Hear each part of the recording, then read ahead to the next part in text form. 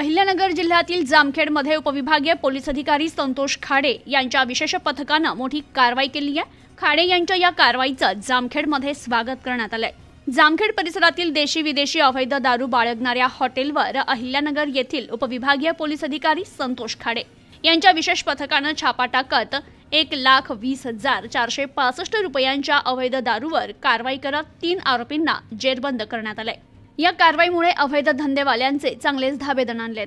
अहिल्यानगरचे police अधीक्षक सोमनाथ घारगे यांनी पोलिसांचे विशेष पथक तयार करत संबंधित पथकास अहिल्यानगर जिल्ह्यातील अवैध व्यावसायिकांवर कारवाई करण्याचे आदेश दिले। त्यानुसार परिवीक्षाधीन पोलीस उपअधीक्षक संतोष खाडे यांच्या विशेष पथकाने मिळालेल्या गोपनीय माहितीच्या आधारे जामखेड येथील नगर रोडवरील हॉटेल पाटीलवाडा, खरडा रोडवरील हॉटेल साई लॉजिंग येथे हॉटेल मालक हे अवैधरित्या विनापरवाना देशी विदेशी दारू विक्री करण्याच्या उद्देशाने साठवणूक केली आहे अशी खात्रीलायक माहिती मिळाली।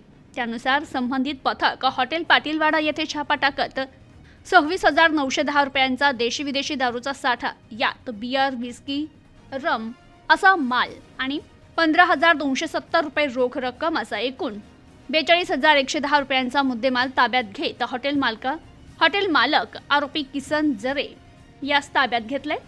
तर याच पथकाने जामखेडमधील खरडा रोडवरील हॉटेल साई लॉजिंग येथे छापा टाकत विविध प्रकारच्या देशी विदेशी बियर, विस्की, रम असा एकूण 78,285 रुपयांचा अवैध माल ताब्यात घेत जप्त केला।